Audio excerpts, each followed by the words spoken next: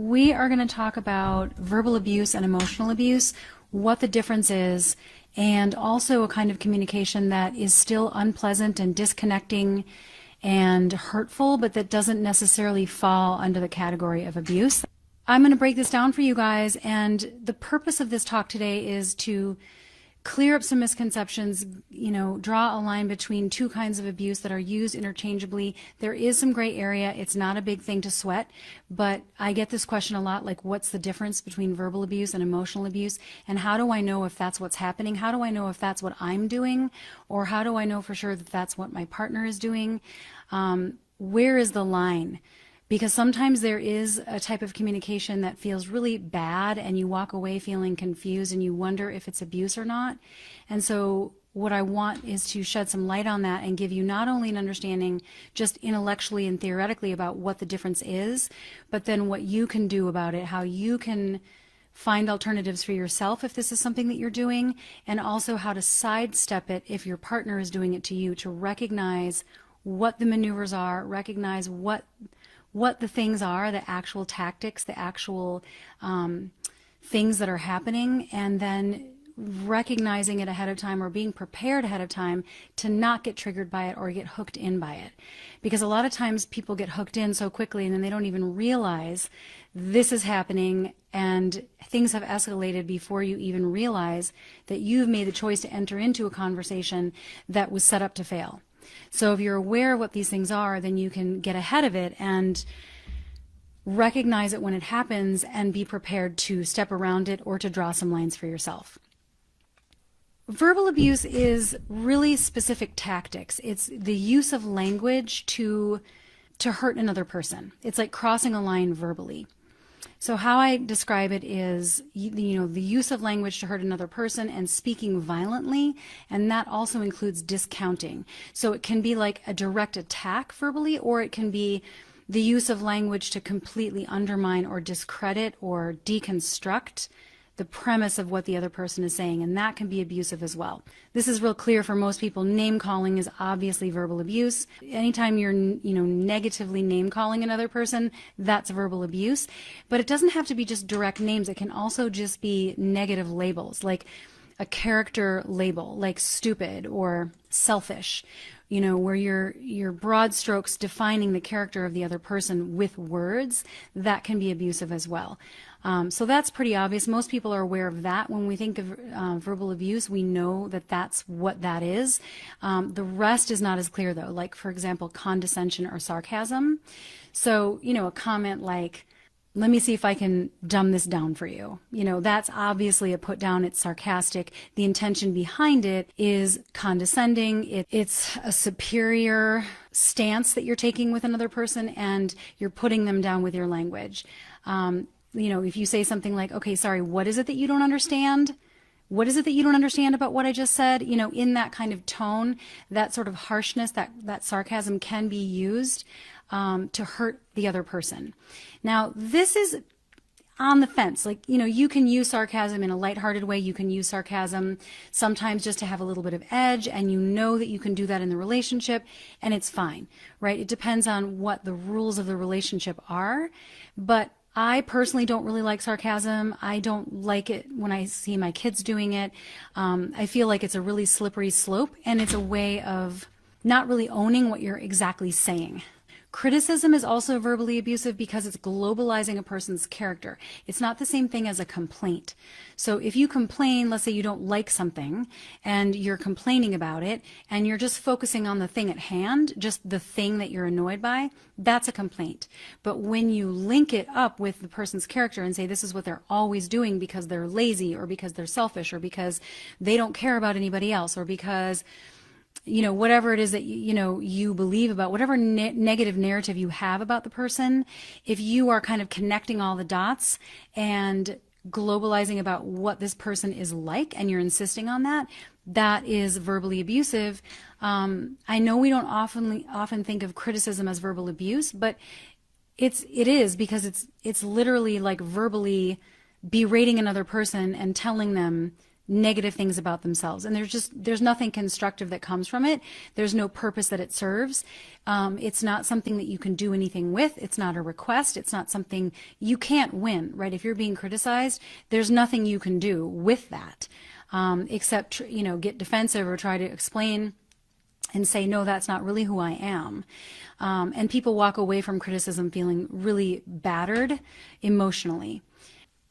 Direct put downs obviously are verbally abusive, saying things like you're nothing without me, nobody would put up with you, really just putting down the other person's character.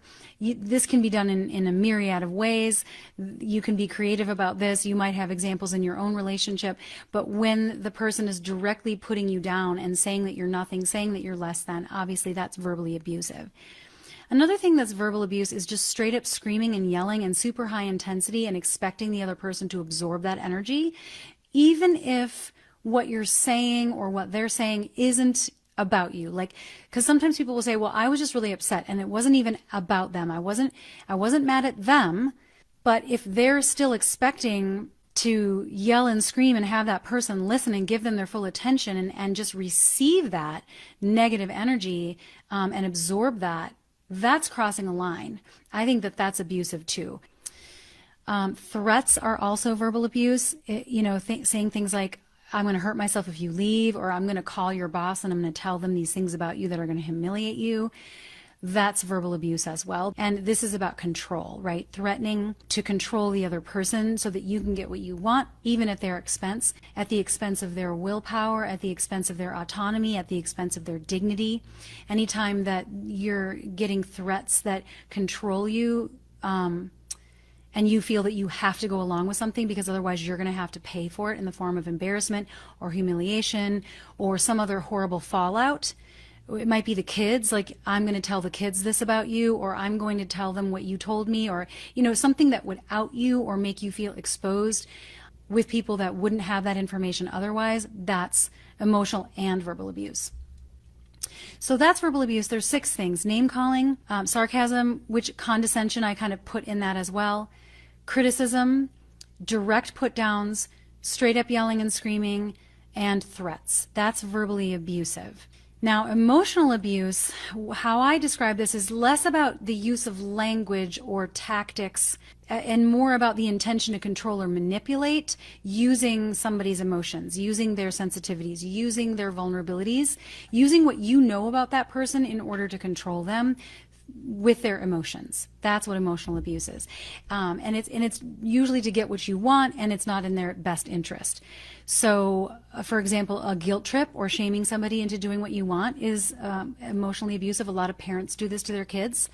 They guilt trip their kids into doing what they want, wearing their hair a certain way, or dressing a certain way, or doing certain things for the parents, just because if you don't, you're going to be guilted and you're going to be made to feel like you're a horrible, selfish person. So guilt trips is an example. Threatening to do something humiliating, which I said also falls under the verbal category. Also isolating. This is an example of, well, maybe this isn't really a threat, but if you're isolating your spouse by causing a problem or a fight every time they go hang out with their friends, or if your partner is telling you really bad things about your best friend or your friends or your family and making you second guess or causing drama every time they come around, and they're just not hanging out with their friends and family now just to keep the peace, I consider that emotional abuse as well.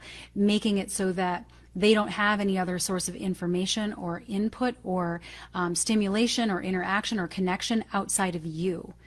And that's your need, but it's not their need, right? That's abuse. Acting, I think this is something I put this in here. If you or your partner is always acting unhappy and just vibing constant disapproval, and the message is, you're the reason that I'm so unhappy all the time because you're not doing anything right, I think of that as emotional abuse as well, because you're creating a hostile environment. You're creating a biosphere or an energetic container that is communicating, it's not enough, this is really shitty, and it's all your fault. That kind of attitude that can come from nonverbal communication, that can come from stonewalling, and I'm going to get into that in a minute. But it's just that constant disapproval. if you are trying to be recognized for something that you did differently, or you're trying to offer something positive or a value and they just won't give you that satisfaction, or they won't ever let you know that you have positively contributed to something or that you've added value in any way, I think of that as emotional abuse too.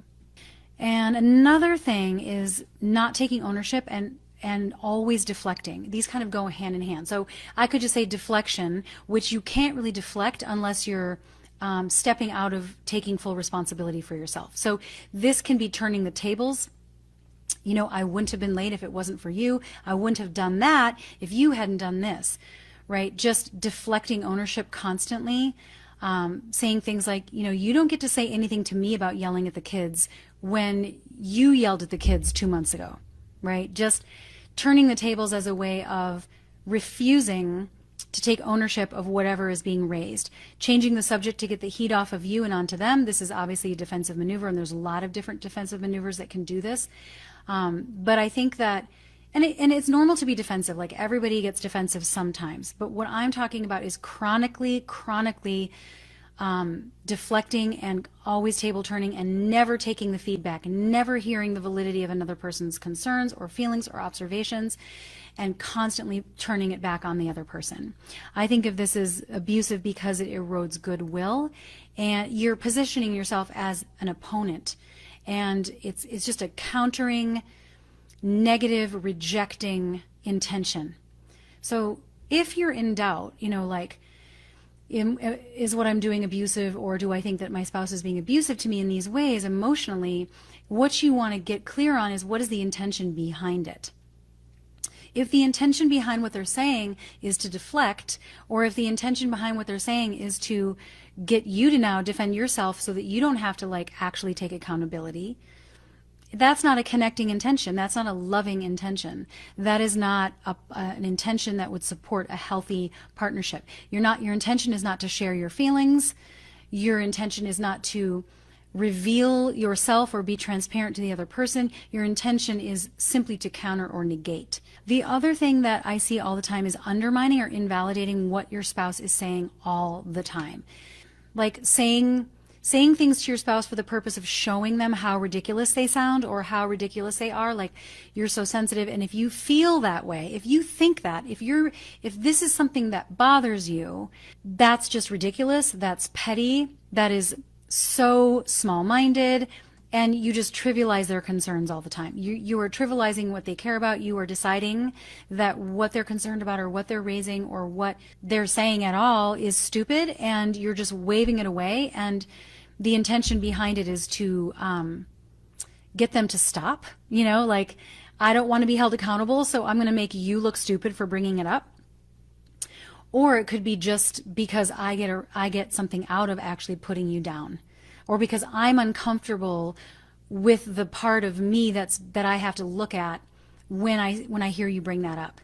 So there's a lot of different reasons why these things happen. So you want to look at what's the intention behind it. That's what's going to tell you if it's abusive or not. The other thing that happens with emotional abuse is embarrassing you in public, making fun of you to the checkout person, or telling a joke at your expense with a group of friends. And this might happen inadvertently, like, oh, I thought you would think it was funny. Like, that can happen. But if you tell your spouse, that wasn't funny to me, I didn't like that, that made me feel embarrassed, and then you keep doing it, and you just tell them that they're being too sensitive and you think it's funny, that's abusive. It's abusive because if the joke is at their expense and it's about them and they don't think it's funny, then you're just putting your need to tell a joke about another person ahead of how that makes them feel. And there's actually no good reason to ever do that. There would never be a reason that that would be okay, or that would be somehow more important in a healthy relationship to insist on telling a joke that I know you think is not funny at your expense, and then keep telling you that it's actually funny and that you just are too sensitive to understand how funny it is. Like, that really makes me mad when I see people doing that. The other thing that I think of as emotional abuse that is not overtly like attacking, but it's like refusing to give any understanding. If you see that your spouse or partner is trying so hard to be understood, they're trying really hard to explain if something is impacting them a certain way, or they're trying to share something about themselves, whether it's a raw spot or just something that happened to them that has nothing to do with you, and they're trying to be understood, and you're just not going to give it to them. Like, you're going to not give them empathy, you're going to not understand them, you're going to act like you don't understand what they're saying. Chronically, again, this might happen as a one-off, but if it's something that's happening all the time, and if you are somebody that you notice every time you're trying to earnestly answer a rhetorical question and they're not going to actually hear your answer, or anytime that you are earnestly trying to put your best foot forward and have a healthy conversation and have a difficult conversation about something sensitive, and they're just not going to give you that understanding, it's like the withholding of connection, the withholding of giving you the thing that I want you, that I think that you want the most, that can be emotionally abusive if the intention is to keep the upper hand. If the intention is, I don't want to understand what they're saying, I don't want to give them the feeling of understanding them, and actually saying, you know, I hear what you're saying and that kind of makes sense. I can see where you're coming from. If you don't want to give that to the other person because that would give them power, or that would somehow make you wrong, if that's the reason why that you're not able to give that, then I think that's an abusive behavior, and you have to be very careful with that.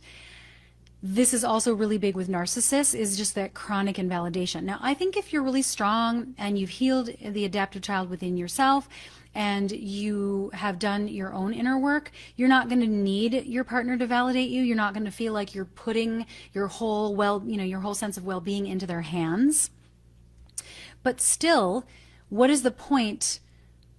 Why would you want to be super close to someone if they never understood what you were talking about? You know what I'm saying? How can they love you if they don't even understand what you're saying? So that's something to be aware of. This also kind of blends really well into the next point.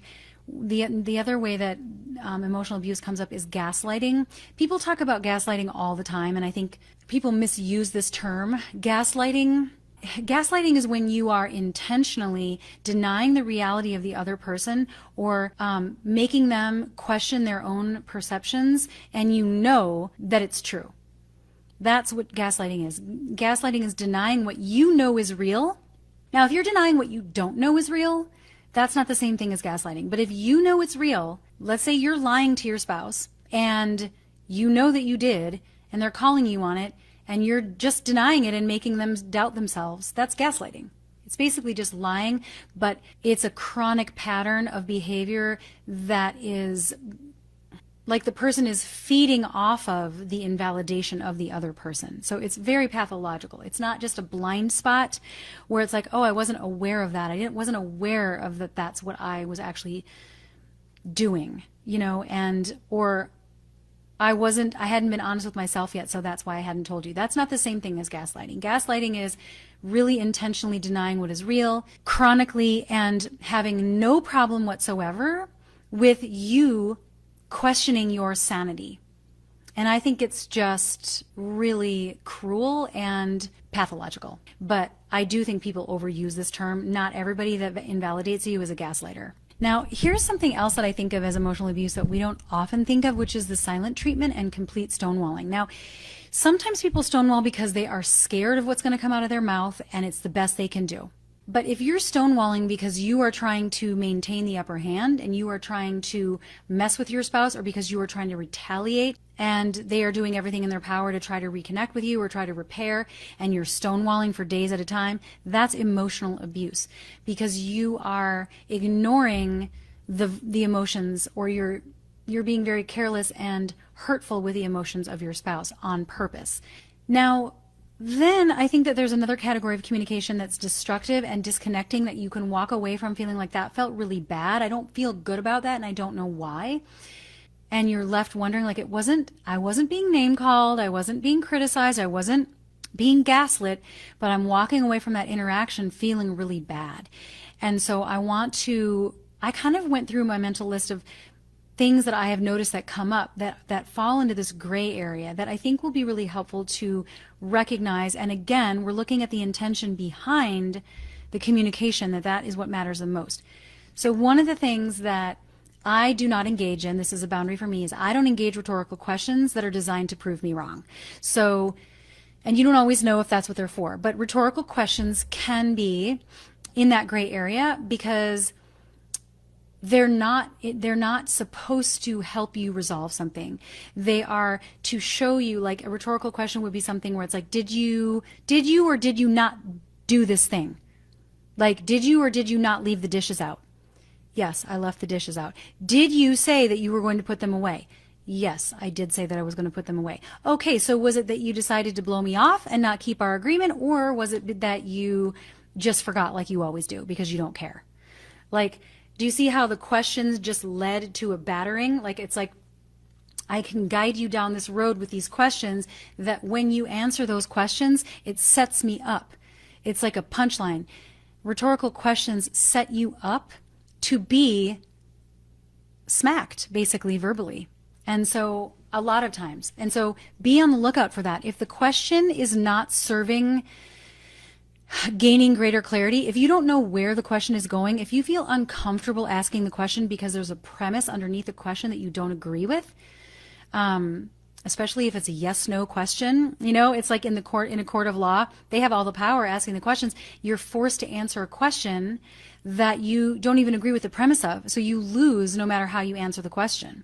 So I would avoid rhetorical questions and be on the lookout for that within yourself. Sometimes people do that not because they're trying to be abusive, but because that's the only way they feel like they can prove a point, right? You're just trying to prove a point. You're just trying to be right. And that's where we're getting to like losing strategies. Losing strategies aren't necessarily abusive, but they definitely don't work, and they're not helpful, and they should be avoided. The other thing that I notice is like statements that will shut the conversation down that are rejecting bids for connection. So for example, if you're sharing something about, let's say you're sharing something about your childhood with your spouse, you're driving and you see something outside and you're like, oh, this reminds me, and you share something and you're sharing it from a place of wanting to connect or talk, and your spouse says something like, yes, I know, you already told me that before. You already told me that before, you don't need to tell me that again. It's just a complete shutdown, and it's a rejection of a bid for connection. It's not abusive, like it might be factually right, but what is the intention behind that statement? The intention behind that statement structurally is not connecting. And so this is where we get into fights with people, is because if let's say you do that and your spouse responds in that way and you're like, well, that wasn't very nice, and then you want to try to show them what they did that was wrong, that hurt your feelings, and then they deny it because they feel like, well, I'm just saying what's true, right? But it's not a neutral observation. It's not a neutral observation. There is a reason the statement is being said, and it is to shut the conversation down. It is to say, I don't want to hear it again. I've already heard it. And so, because why else would you say it otherwise, right? Also, and this is the next thing as I was going to mention, is comments that sound like a neutral observation, but they're actually a judgment. Like, oh, you're late. It's like, that's not a big deal. That's not a huge thing, right? You can say that in a lighthearted way, but like, I'm just saying, hey, this thing, here's what I saw, and I'm just observing it, quote unquote, in a neutral way, but there's a reason why I'm saying, and I'm highlighting something that you didn't do right, or I'm highlighting something that you did wrong, or I'm saying something and I'm trying to pass it off like it's just a neutral observation, but there's a point behind it that I am not acknowledging. I'm not owning the reason I'm saying it, or they're not owning the reason that they're saying it. It's just subtle. It leaves you feeling not that good, but it's not something that you could necessarily put your finger on and say, you're being an asshole, right? Because you're not really, if you're just saying something that's actually factually true, but based on when it is said and based on the effect that it has on the conversation and based on what your intention is, that's how it's going to land. Defensive maneuvers, I talked about this before. Examples of this are, obviously I use the example of table turning, but it can also be like, yes, but, or, well, I don't like it when you do this. So there, like, I'm just going to shut it down. It's just a complete rejection. It's a complete block. You're just constantly blocking what the other person is offering at a time when you actually could have a deeper connection. And that hurts the relationship.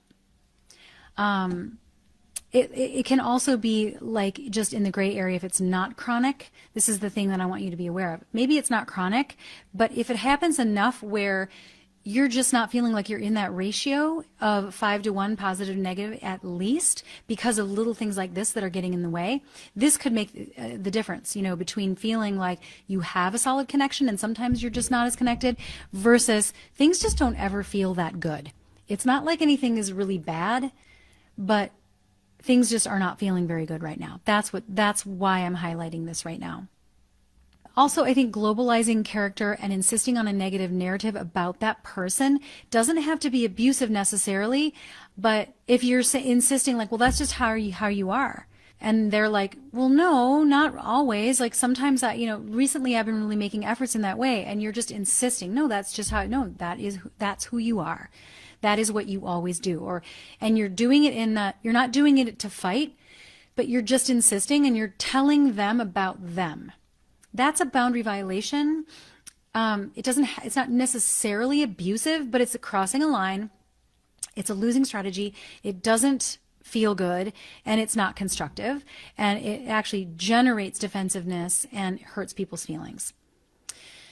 Also, speaking for the other person, this is kind of along the same line when you're insisting on a narrative about that person and who they are. If you're making a lot of you statements, if you're speaking for their intentions, their goals, their reasons, their feelings, their thoughts, and I used to do this all the time. This is what I think you're doing. This is why I think you're doing it.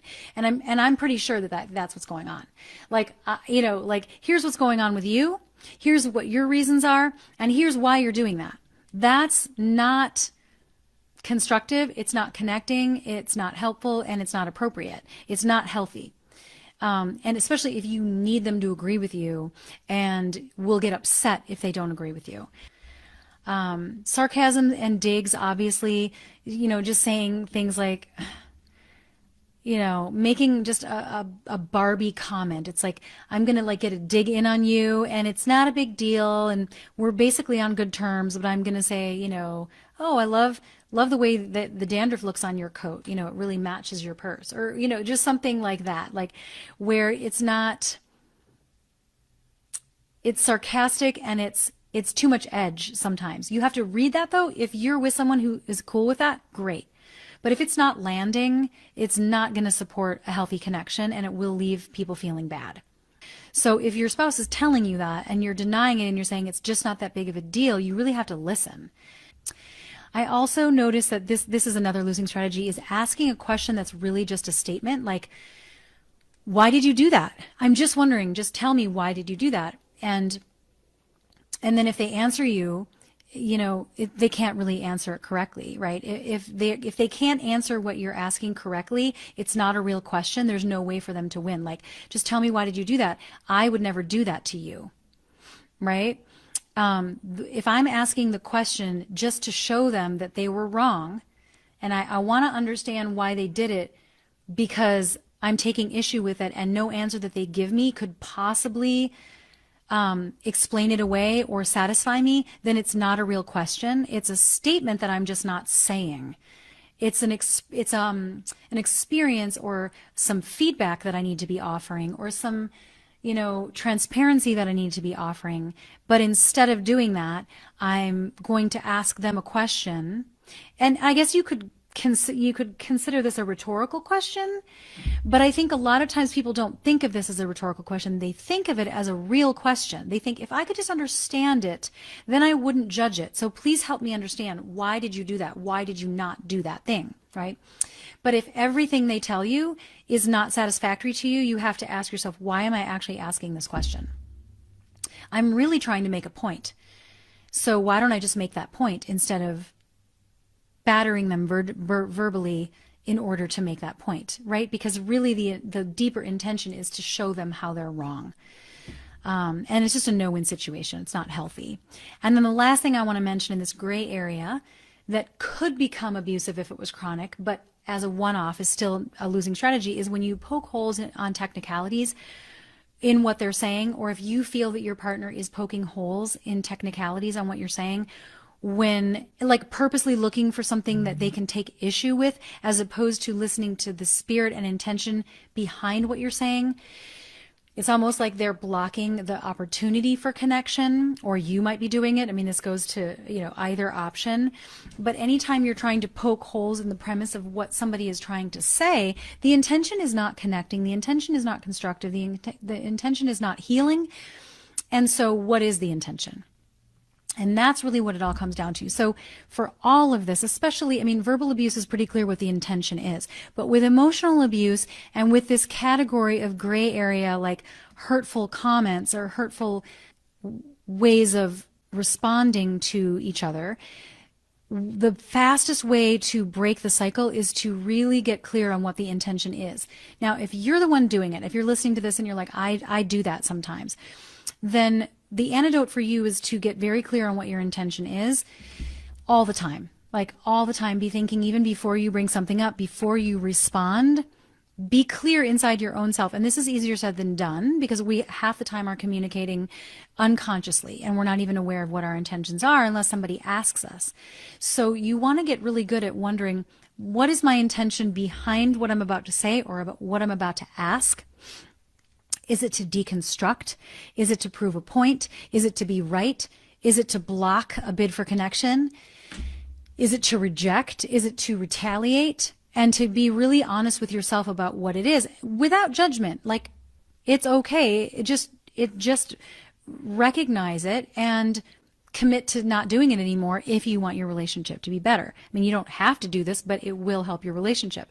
And if you're listening to this and you're somebody who is on the receiving end of this, then what you can do is you can ask your partner if they start to cross a line and they start to like criticize you or they start to take issue with you or turn the tables on you or ask rhetorical questions or you feel baited by them, you can just ask them like, what is it that you are wanting right now?